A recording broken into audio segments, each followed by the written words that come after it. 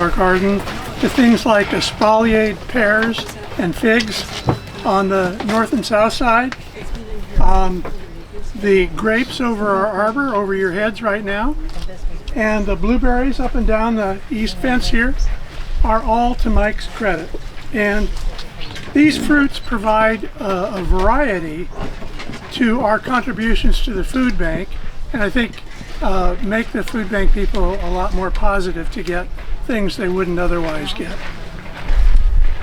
We don't take time to acknowledge our specialists very often, so I think this is an opportunity to thank Mike for his work, not only on these special fruits in our garden, but also he's contributed an enormous amount of energy and information to our garden website. So maybe a little hand of applause for Mike's effort. A big thank you. So you might wonder, besides his academic information that is provided excuse me, in the on our website, where does he get his practical knowledge particularly of pests? This is the subject he'll be talking about today. So his father was an avid vegetable gardener, and his mother was just an outstanding cook, legendary. They ate what they grew, and what they didn't eat, they froze for eating during the rest of the year. So protecting the supply of food really was an ongoing battle against insects, slugs, birds, and furry animals of many sizes. So Mike tells me that the key to winning the war is knowing thy end. So Mike, thank you.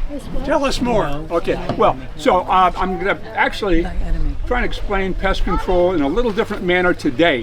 One of the things we all have in common is we went through this COVID epidemic, right? Wow, did we ever. So in that pandemic, we got some really good lessons. First of all, we got very, very familiar with the symptoms. We see the symptoms and we say, oh wow, that's possibly COVID. You know, somebody's coughing, sneezing, has a fever, whatever. Also, we learned very quickly how to protect ourselves from catching whatever was going around, COVID in particular, and then also, if we happen to start getting symptoms, what measures did we take to protect other people around us? And so I'm going to use that as kind of an analogy as I go through pest control, and maybe it'll help you understand some of the concepts a little bit better. Now, one of the things that is the underlying theme, or overarching, I guess you'd call it, in COVID was sanitation. And sanitation is a really big topic, and again, it's something that I feature on the website. If you go into resources and look at all those topics down there, sanitation figures in very, very large, because it's how you protect yourself, but other gardeners as well. And that's really, really important. Okay. So yeah, transferring that thinking, what are the sources of the infestation? Who's coughing on my bed, for example? How do I protect my plants? And once my plants are infested, how do I treat things so that they don't spread to my neighbors on out there? The first one that's really been a big problem this year, garden-wise, has been leaf miner. You've seen this stuff, right? Yeah. Yeah, and this is a nasty little bug. There are actually several types of insects that spread leaf miner. You can get one. And I gotta save this guy. There are there are moths and beetles and flies, but the only one we have around here is a fly. It looks like a kind of a sports model, downsized a little bit, and they fly around. And what the female does is she backs up, and the egg things she deposits with is called an ovipositor, egg placer. And she backs up there and she puts her little ovipositor inside the leaf surface and lays her eggs. And the eggs hatch inside the leaf, and again, they're all protected. You can't get at them. You can spray all day long. You can put ladybugs or anything you want. Nothing is going to touch them once they're inside the leaf. They're protected. Now, it takes about I don't know, 2 or 3 weeks of going around and boring these channels in your leaf, and you can actually see them when they're in the process. If you look really closely, sometimes it just got this, and there's a little worm that's on in there. And at that tape, you put it in the soil and you really stomp on the rascal and grind it on in. But after 2 or 3 weeks, they drop out, they get into the soil, and they call it's pupate. It's when you go from a larval form into an adult form, right? So they pupate, and that takes about 15 days. Once they pupate, they come on up, and they're an adult fly, and they go around, and she's going to start stinging some more leaves. They have about 3 generations a year. So, you know, if you don't take care of them right away, and some people haven't, it's going to be up there. Now, we do have some beds that aren't well tended, that are neglected, and these are the super spreaders. Now, you know that analogy, right? Because just like you had people in COVID that were super spreaders, we've got beds in the garden. And I don't think I'm embarrassing anybody here today. I don't know if I am or not. This is a super spreader. Because right along this side facing the blueberries, these started to show leaf miner quite a few weeks ago. And they got neglected, and now, well, there was one other bed that was like that as well. And now, it's all over, particularly attacking beets. We've also got Swiss chard. We've also got several other crops. Primarily beets have really been hit this year very, very badly by that. So, how do you keep this thing from spreading? Well, as soon as you see one, you pick the leaf. Now, in my bed, the first time I noticed it, I was growing chard, and the chard was just getting riddled with leaf miner, and I was cutting the thing out. Well, you can't send that to the food bank. They don't want that stuff. But I'll eat it. So I would just take them home, and I'd take my scissors and I'd cut out the infested part, and I was eating a lot of chard that was otherwise just going to get ruined and thrown away. We do the same thing with beets. But the key is get them out of there. Well, I didn't have a single leaf of chard that I could send to the food bank until after the first frost. After the first frost, the flies got killed off. I had chard up to Christmas time. So, you know, it will work that way. Next year, what did I do? I put on row covers. Now, you don't see a lot of row covers. There's a pair of them down there, and those are gorgeous. But what the row covers do is they keep the flies from flying over and getting onto your leaves. They prevent a lot of other bugs as well. And so once I started going to the row covers, I was harvesting stuff. It was really good. So that's one of my biggest recommendations, row covers. There are a lot of different examples that I show on the website. There are many, many, many more if you start looking at row covers when you Google that. So, chemicals. What kind of chemicals can you use? There aren't any, sorry. There's no chemical treatment for it. Parasitic wasps, ladybugs and things like that, they can't get to them. They're inside the leaf, all right? So, row covers, sanitation. The only way you're going to handle leaf miner. So if you pick off the leaves that you notice it on and take it out of the garden, should that stop it quite a bit? It will keep that little rascal there from pupating and being another adult. All right. And if enough of the gardeners do that, then you can really cut down the population. And then if you find people who aren't, then you address that wherever you've got there. But not dump it here, take it to the trash. Oh, don't dump it here, yeah. Right. But you know, you might, if you catch it early enough, take it home and eat it. Well, I don't like to waste stuff. That's been, you know, growing up kind of poor on a farm. Yeah. Okay, I'm going to move right along because I got a lot of ground to cover. One of the other perennial pests we have is powdery mildew. And I've got a couple in here, and you'll notice that they're sealed in bags. This is a really early stage where you can see the powder all over there. It looks like somebody kind of dusted the leaves. And this is an older one where it gets yellow and it dies out and it crinkles on up and it just turns into nothing. And again, there's some really good examples in that bed. This is service somebody provides us. But anyway, you get a lot of powdery mildew, especially in cucumbers and squash and zucchini. There are other plants that are affected, but those are the ones that really get wobbled by this stuff.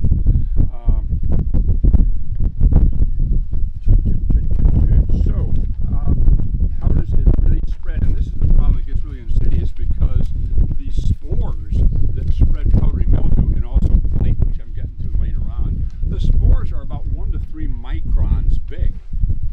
They're half the size of household dust. Right?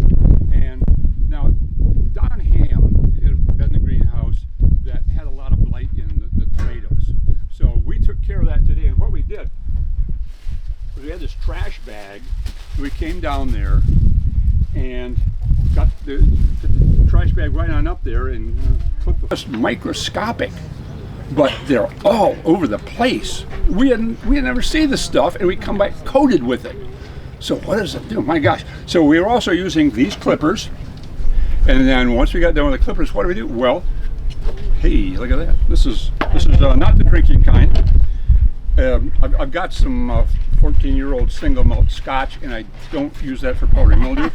I use that for other purposes, but this is what you do, and you make sure you really soak it on up there. Get them all nice and wet, bring them down. And now you've done that. So for your hands, another Mosaic, Mike. Okay, thank you. These. Okay, rubber gloves. Helps to keep, because you don't have to be cleaning under your fingernails if you're wearing these rascals. And your shirt.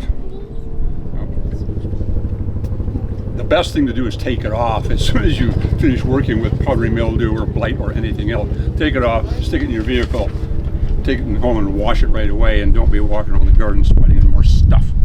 Anyway. Question, Mike. Pardon? Question. On powdery mildew, it definitely affects the leaves of the plant, but Stop it! how does it affect the yield of the crop itself? They turn ugly like Satan's spawn and all. They die. Sorry. They die. Yeah, your fruit just, they start to really die out because they're not getting nutrients. Now with blight, the blight really starts killing off the tomatoes. Yeah. I mean, you'll notice that much more with blight is it's killing off the fruit. But with powdery mildew, it doesn't affect the fruit so much, it's just the vigor of the plant that's dying out. Once you get all the leaves looking like that yellow crinkly thing and they're all dried up and nothing's nourishing the fruit, so that stuff's gone as well. And again, we have super spreaders with powdery mildew. Now, I didn't see as much right now. I saw a number of places where it had powdery mildew, which is kind of the early form, I guess, because it has early powdery and then late. So the early stuff is probably pretty well finished, and maybe now that I saw a bit. And those leaves look just like they're really dusted really nicely. They get like sugar coated, sugar donut. That may be the start of the late blight, or the late powdery mildew, I mean. And so you've really got to start paying attention to what you've got. Now, unlike some of the other things, you can treat powdery mildew. That's the good news. There are lots of ways that people try. The two most effective, I think, one of them is spraying with milk. And here's your weapon of choice right here. We're talking about this guy. Take just a regular garden sprayer and fill it like here with milk and then that much water, 50-50 mix. And spray it in the morning when the sun starts to shine, because it's that reaction with this milk in the sunshine that kills the powdery mildew spores. Yeah, so you can, if the infestation is not too bad, you can actually reverse the powdery mildew. You can kill this stuff. Now, if you don't want to be dealing with milk there in some of the day, then the other one that I used quite a bit was some water, baking soda, Dawn dish detergent, and spray that. So that is pretty good for mitigation. I tend to think that milk is a little bit better, but that's you really got to get the timing just right on milk. But the baking soda with a little detergent to help it's a surfactant, helps spreads it. Yes, Chris. What percent milk? Or just any kind of milk? Pardon? Any kind of milk, like 2% whole? I think whole milk, as a matter of fact, because the milk fat in there. Unless they're lactose intolerant. What? I didn't mean They get some fat and they get cholesterol and they die. I don't know. So can you do it any time of the day as long as the sun's out?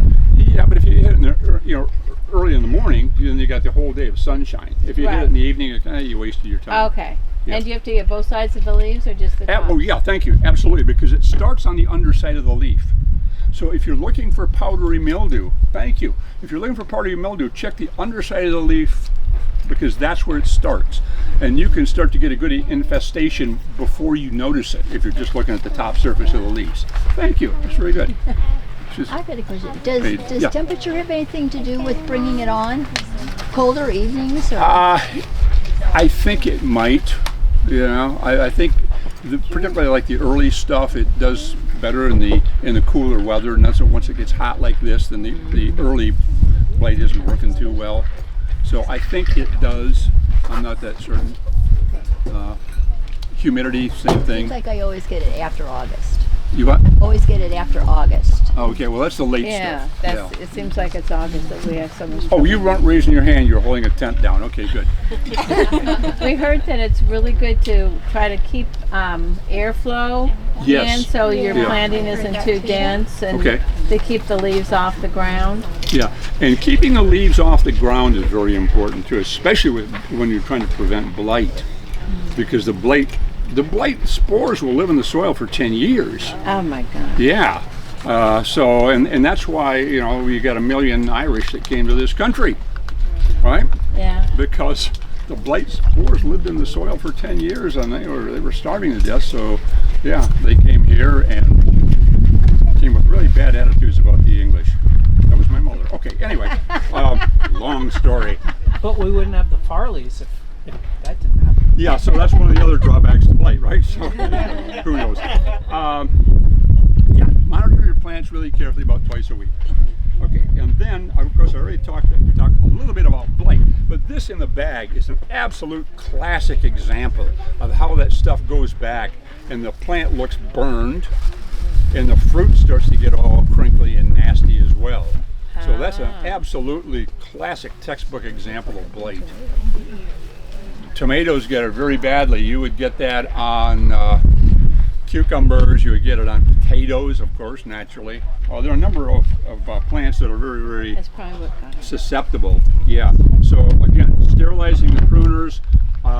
Again, if you look on the web page, there are some listed of blight-resistant varieties of tomatoes, especially.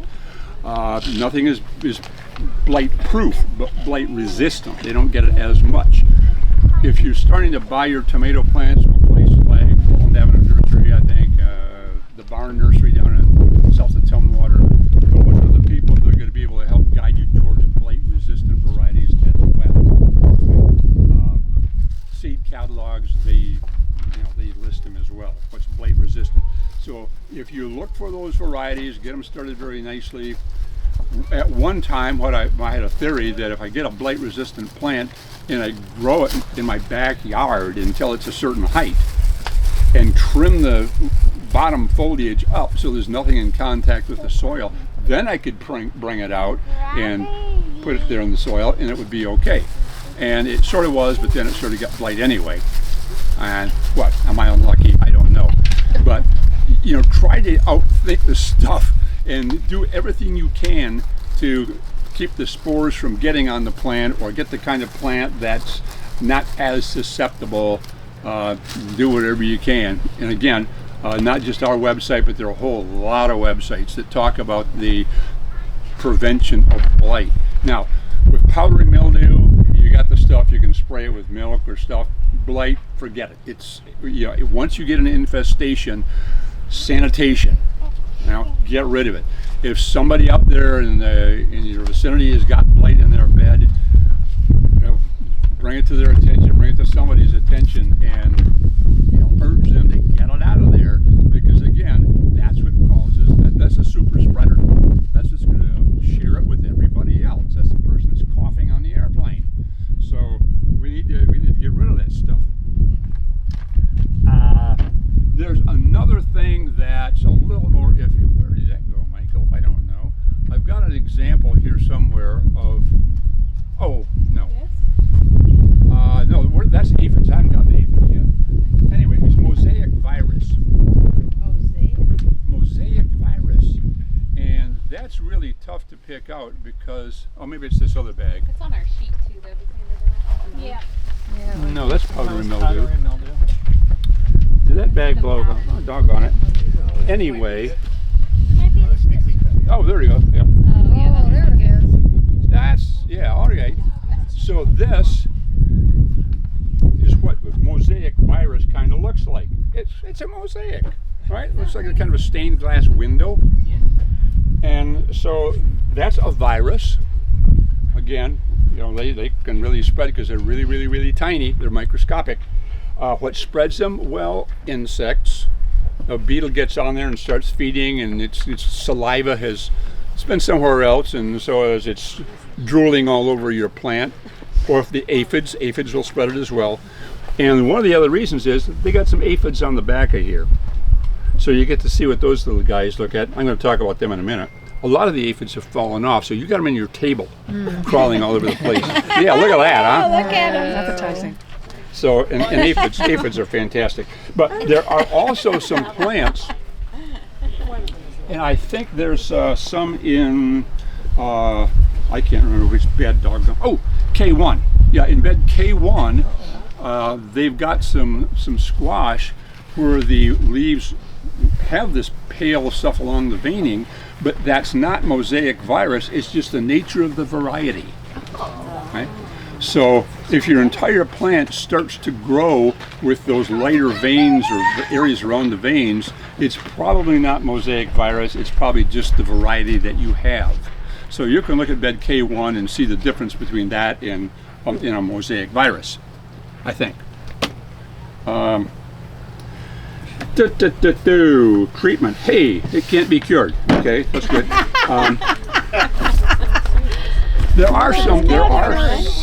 Sometimes you can get mosaic not just from being spread around, but from the seeds. So if there are infested seeds that carry mosaic virus, that was a very bad draw of the cards. How to protect from it? Again, row covers. Row covers are a really great way to protect against lots of insects and diseases.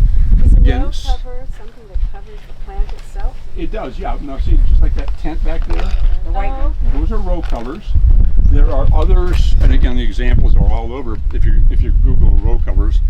And there's a little square thing that comes up. I don't know if we got any back there or not. I don't see any right now.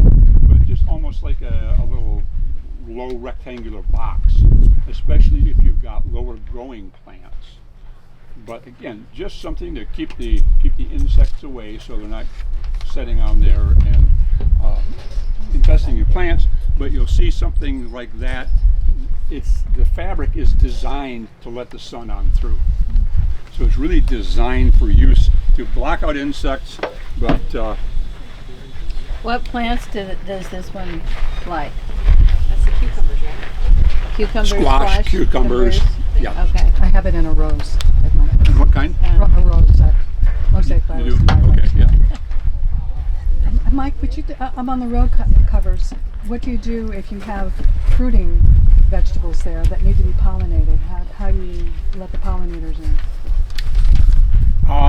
You might have to just roll the things back Every so often? during the pollination season, when they're in flower, and take chances with that. But if the plants are self-fertile, all you got to do now is, how do we get the pollinators on in there?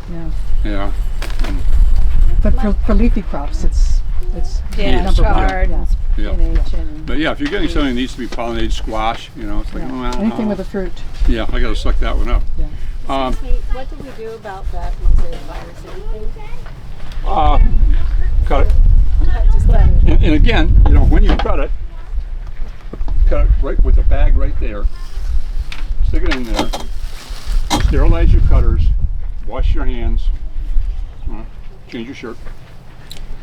Don't let it be spreading stuff around. Let's see. Okay, two more things. Cabbage moths. You notice the holes in the leaf there. We've got a number of cabbage moth things around here, and those are the pretty little yellow and butterflies that go flitting around there. And isn't this wonderful? And get you all poetic and stuff. They're killing your vegetables. They're the enemy. So they're actually a lot easier to handle, and there are a lot of ways to handle cabbage moths. I would encourage you to go to the website. We talk about how to get them in various stages of their life. This is one of the reasons I keep my little BT Thuringus thing handy for spraying that. This is a natural enemy of theirs. Dr. Shokat had some other kind of a pesticide you had that was effective. What is that you're holding? This is BT Thuringus. BT Monterey. Yeah. thuringiensis. Go along here. Oh, you can pass that around.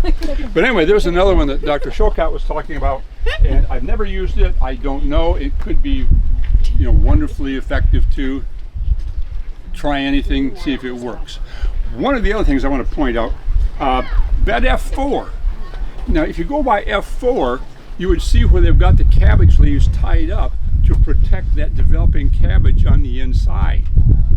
I think that's cool. That was kind of nice and creative. And then, right on that way, check out bed K1 because they've got a nylon sock over the developing cabbages. And that's really cool. The leaves are all out there getting photosynthesis, but the cabbage itself is protected by this nylon stocking that's on in there. So, there is some creative stuff going on in this garden for pest control. I think it's really cool to see things like that.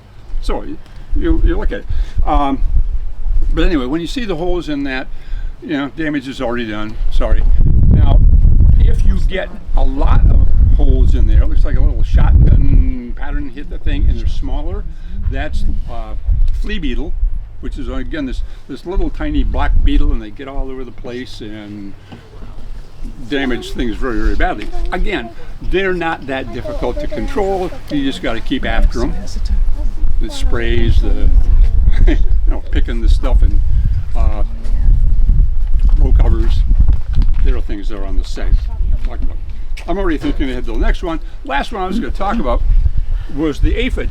And then, now look what happened when we took this thing and we dumped it on the table. Boom, boom, boom, boom, boom. Look at that. Holy cow. Isn't that something? Wow. So, I'm sorry. That's probably could be where somebody's eating, isn't it? And there's still a lot of them on in there. So these are the little black ones that are starting to show up inside. They're kind of gray. Yeah, grayish, grayish black, whatever, dark gray. Look at 'em. I was going to find some other examples, but the people like Kathy Preston that had some took care of them. They spoiled my presentation. But that's a good idea to get rid of the doggone things. The best way. I don't mean to interrupt you, but some of these have wings and some of them don't. Yeah. Are there? Do aphids have wings? Some of them do. They will go through a winged phase, just to make sure they get spread around. But the thing, there are a couple of really fascinating things about aphids. Something on them.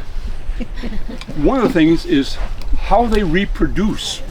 And they have eggs that overwinter, and then when they hatch in the spring, there are no males. They're all females, and they reproduce parthenogenically.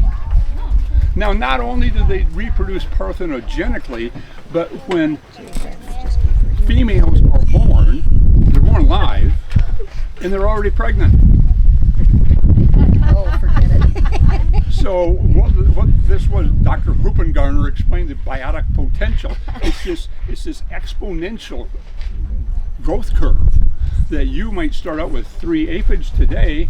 That's not a problem. You come back at the end of the week and your plant is covered with the rascals because mama is giving birth to a lot of pregnant daughters already.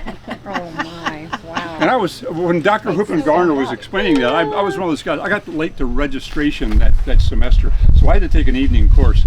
And then we had a lot of adults going back to school at that time, teachers. And there was one sitting next to me. She was really old. She was probably, I don't know, at that time 30 maybe. And I was cute at that age. Anyway, so I'm sitting next to this girl, and Dr. Huppengarner is talking about this biotic potential and the mother having children at the same time. Her daughter's right there having children. And she said, there's a family that lives next to me that's just like that. So that's why I always remember aphids, because, there are no male aphids. and the males aren't anywhere around. Other than you can't, yes? What is the difference between aphids and whiteflies? Size, really. And whiteflies are a lot more mobile. But, so... Can you see them? Yeah, you can see the whiteflies, and I got some up here. I think there's some whiteflies. They're just little teeny white things on the leaf there. There are also some aphids on in there.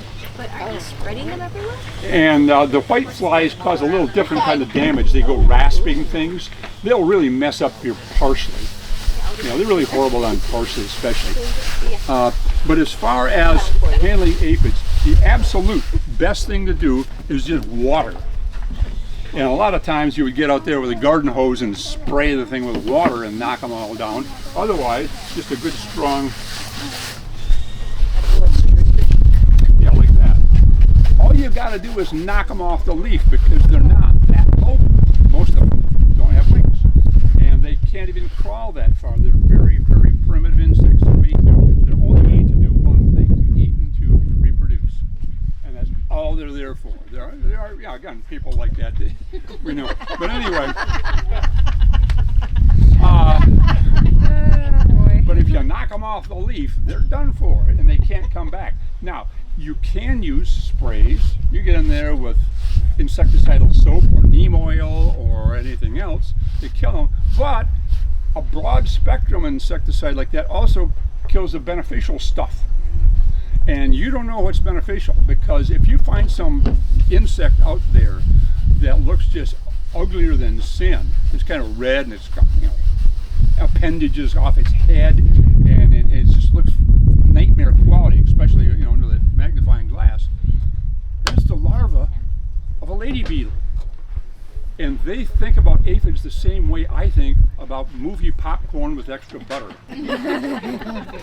Yeah, those are the people you want around, are those really, really frightening looking larvae. They're really good. There are other insects, lacewings, for example, and they call that because they're a very nice little green insect with lacy wings.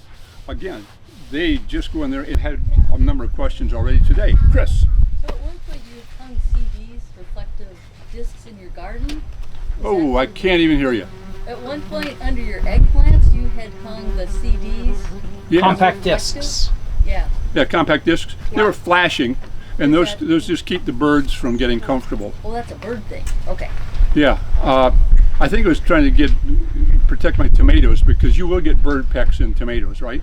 Okay. They're looking for a source of water, and we haven't got any drinking water for, you know, no bird baths or anything around here. Something red, oh, a tomato, and they'll put their filthy little beak in your tomato and drink, and now it's ruined. So we yeah, need bird baths. and I had them around the blueberries for a while, but We do. We talked about it. Yeah. pardon? I just think we need a bird bath at the garden. It would be nice to have a couple of bird baths and give a little rascal something to do, and maybe they'll eat more bugs. Too. Yeah. So, Michael, you said for aphids, just kill them. If I take a spray nozzle on, maybe not the jet setting, but the shower setting, is that enough to just knock all the aphids off? You'll have to look and see. I mean, you hit it with the shower thing, and then you look and see, do you still have aphids? Okay. And especially in something where it's this, you know, when Don't- you can go don't like keep that. doing that, all It's. I'm sorry. You're right. Yeah, I messed up. Somebody's gonna be eating that. Yeah. Eating there, sir. That's just, we did, yeah, do your back. The answer to your question, That's his life. maybe not. But I would do something stronger. If you really hit that leaf and it's, you know, pushing it back and forth, as long as you're not killing it, Yeah. then it's okay. But yeah, show 'em what the other mercy. techniques other than spraying jets of water are there to get rid of your aphids? Is that the best way? Yeah, that's the best one I know of. Okay. I can't think of any other ones that are really effective. Okay. Thanks. And as I say, you know, you just could cut them out, but you know, it's easier just to wash them off. Yeah. Usually they're on the best part of the plant. Yeah. So. Yeah. And you look for them again. They start underneath. Yeah. You know, they start underneath the leaf, so you got to turn them over and look for them. But yeah, they're on the best part of the nicest, most edible plants. If they're not too badly infested, you know, you can spray them off and they're still edible. Yeah. Okay. If they're heavily infested, the plant's already gotten kind of nasty. I wouldn't do that. I had a aphid. Yes. Oh, I'm sorry, I can't hear you. What I'm saying is, I did have an aphid infection. Yeah. Just at the beginning. It was picked up by my friend Tony. He told me, and I just sprayed it. And surprisingly, like you said, they started underneath. Yeah. So just spraying